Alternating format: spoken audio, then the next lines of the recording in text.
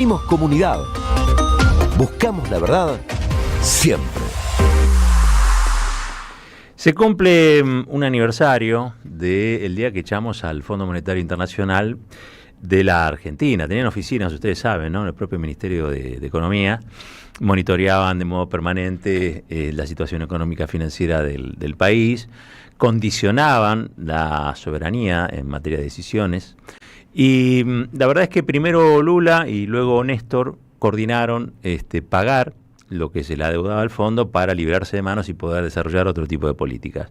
Con un pago de 10.000 millones de dólares se cerró entonces un capítulo muy oscuro que nace en la fusiladora, ¿no? Cuando Argentina se incorpora como miembro al Fondo Monetario Internacional. Desde entonces el fondo ha sido, según cómo uno se pare en la vida, un salvavidas de plomo o también parte de la sujeción colonial, ¿no? De las políticas. El fondo, ustedes saben, tiene muchísimos problemas desde hace años, que los viene de algún modo u otro surfeando gracias al papel de veto y rector que tiene Estados Unidos a su interior.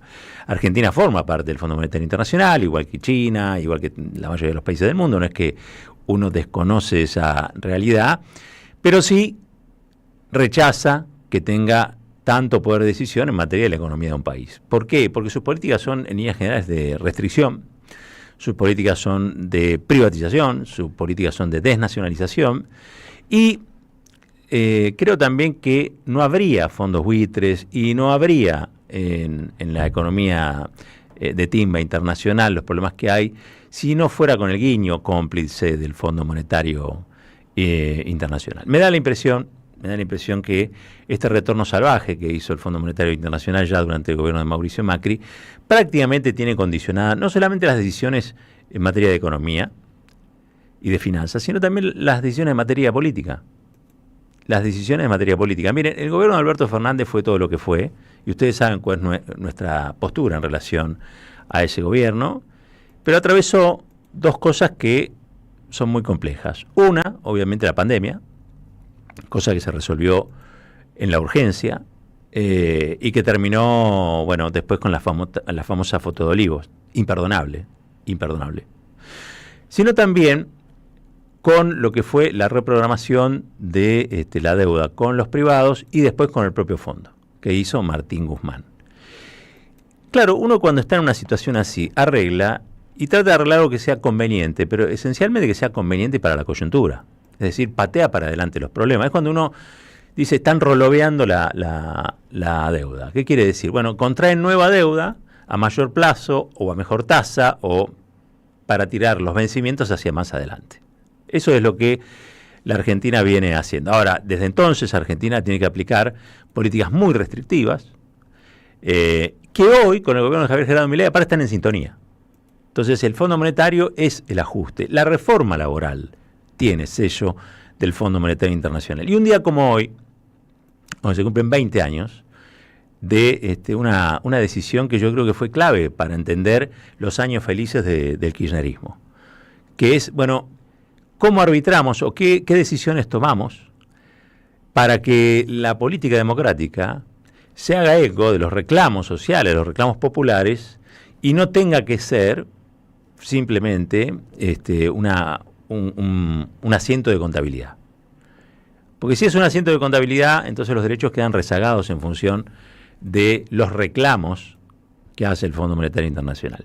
Mucho tiene que ver el Fondo Monetario Internacional con esta etapa colonial que atraviesa el país. El Fondo Monetario Internacional creó las condiciones para que hoy nuestros gobiernos, e incluso el peronismo, está en la crisis en la que está.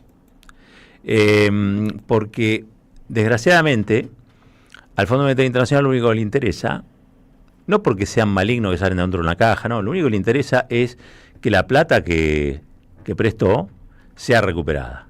Y que el sistema financiero internacional, con sus fondos de inversión, etcétera, etcétera, tenga garantías para su funcionamiento. El capitalismo de financiarización, que es el que termina muchas veces haciendo plata con la plata, ¿no? Y que trata de deslocalizarse, trata todo el tiempo de no estar vinculado o atado a las cuestiones básicas de la producción, sino esencialmente mira números.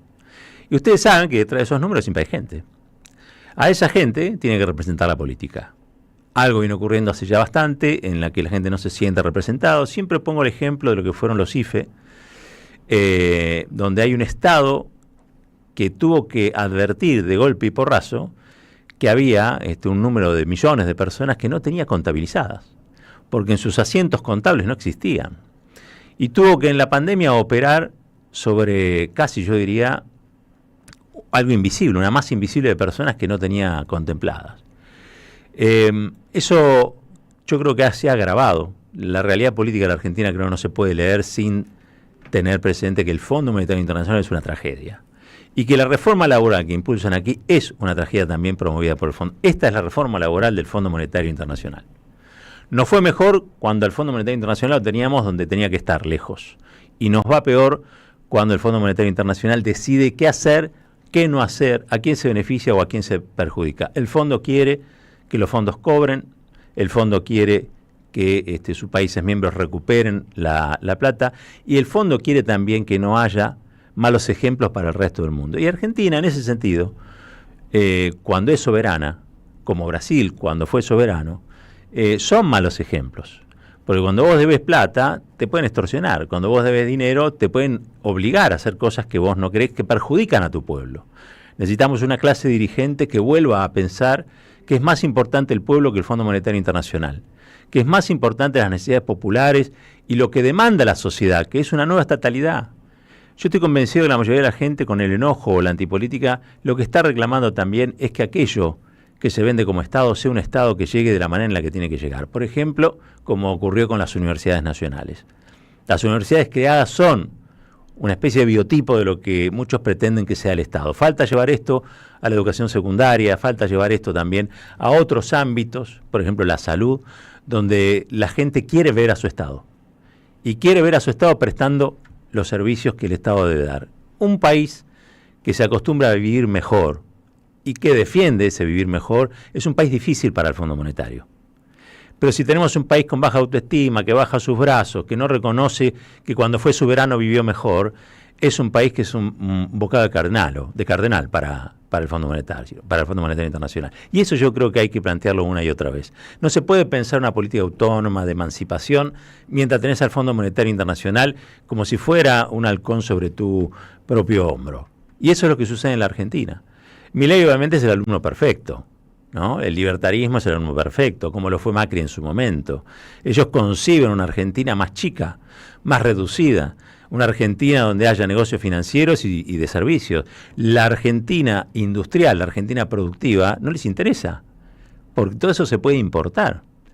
Es lo que está ocurriendo, ¿no? Y se puede importar de cualquier país del mundo. Acá algunos se están quejando solo porque lo que se importa de China. No solamente vienen productos chinos, vienen productos de todo tipo. Vienen pollos senegaleses, cualquier cosa está vendiendo hoy la Argentina. Y eso es por producto de la apertura, entre otras cosas, que exige el Fondo Monetario Internacional. Economías más abiertas. Se han apropiado todos los términos buenos que existen, ¿viste?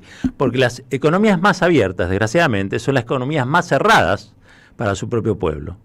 Se le cierra al pueblo en la cara la nariz de los derechos. Se le cierra al pueblo en la cara la nariz de derechos que son históricos. Incluso muchos que son derechos adquiridos, como viene a boletear esta nueva reforma laboral, que es, insisto, la del Fondo Monetario Internacional. Tenemos que recuperar una clase dirigente como Néstor, como Cristina, una clase dirigente que se ponga a la cabeza de los deseos y los anhelos populares y que construya un diseño de país que permita a los argentinos y a las argentinas defenderse cada vez que el Fondo Monetario Internacional llega con una receta que dice: ustedes no tienen derecho a esto, ustedes tienen que recortar acá, tienen que ajustar allá. La verdad es que estuvimos mucho mejor cuando el fondo no estaba y estuvimos mucho mejor cuando no le debíamos un peso. Son responsables de haberlo retornado Mauricio Macri, Javier Gerardo Milei, pero también todos aquellos que agacharon la cabeza, creyendo que el Fondo Monetario Internacional es un aliado del desarrollo argentino y de la justicia social. No, miren, no. Al fondo hay que tenerlo lejos. Y eventualmente, si uno quiere tener una cuota de pragmatismo, puede hablar en términos de pedir un crédito para el fondo, por ejemplo, para hacer un tren bala en la Argentina, o un tren bala que cruce la cordillera para ir a Chile rápido, o para que pasen nuestros productos hacia el Pacífico. Entonces sí, te endeudás y después lo pagás. Pero ¿sabes qué? Lo recuperás en un montón de facilidades y de servicios que van a reportar sí o sí a tu economía. Acá se pide plata para pagar a los timberos. se pide plata para que después los amigos del Toto Caputo la puedan fugar. Se pide plata para que la rentabilidad, la hiperrentabilidad que tienen las empresas, y que ahora van a tener mucha más con la flexibilización laboral, la puedan pasar a moneda dura, porque esa moneda dura es la que exigen los paraísos fiscales donde después va a parar esa guita. Guita que desfinancia y empobrece a la Argentina. La Argentina está cada vez peor por este sistema. Este mecanismo es perverso. Y es un mecanismo que el Fondo Monetario Internacional protege, acuna, mece, le da besitos a la buenas noches. Ese es el problema que tenemos. Mientras no lo entendamos, todo es subsidiario desde ahí. Esta dependencia colonial del fondo es lo que hace inexplicable la situación en la que estamos. Un país que puede alimentar a 400 millones de personas y sin embargo con gente tirada en las calles. Un país que tiene energía nuclear, energía en materia de gas, energía en materia de petróleo, energía eólica. Un país que tiene todos los minerales críticos que el mundo demanda, que además el capitalismo de plataformas exige y la estamos pasando como el Tujes. Ese es el problema. El problema es que el dinero que se le pide al fondo es para Toto y sus amigos. Esta suerte de croupier del JP Morgan en situación de ministro, ¿no? Porque estas son las cosas que pasan cuando hay una dependencia colonial. Dijo bien, y me voy a tomar lo que dijo Julia Mengolini, que me pareció muy interesante, ¿no? Dice, che, estos son vasallos, ¿no? Estos son vasallos, esto todo se decide en Washington. Bueno, Néstor Kirchner hace 20 años dijo, el destino de los argentinos no se decide más en Washington. Siempre lo digo, le acuñó esa frase también Martín García, ¿no? Trajo la capital argentina nuevamente a Buenos Aires. Y eso me parece un gesto enorme. Se le pagó y se le dijo chau al fondo. Y en ese momento el salario de los trabajadores fue el mejor de América Latina, se construyeron las universidades, la fibra óptica, se recuperó patrimonio nacional, aerolíneas argentinas, la YPF. Se hicieron tantas cosas cuando tuvimos un poco más de autoestima, pero tantas y tan importantes. Cuando tuvimos una clase dirigente que se animó a caminar un poquito más lejos de lo que exigían los organismos multilaterales de crédito y la propia derecha conservadora en la Argentina. Eso es lo que le debemos a Néstor y le debemos a Cristina por siempre. Una clase dirigente nueva que aplique lo que ellos diseñaron, porque en ese momento fuimos más felices. Y la vida también es felicidad. No solamente estar de modo perpetuo en el banquillo de los que deben pagar a comensales ajenos, que es lo que nos propone Javier Gerardo Milei y el Toto Caputo. Gracias, Néstor. Gracias, Cristina. 20 años de aquel hito que fue pagarle al fondo para que se fuera y no volviera nunca más. Bueno, después vino Macri y ya sabemos.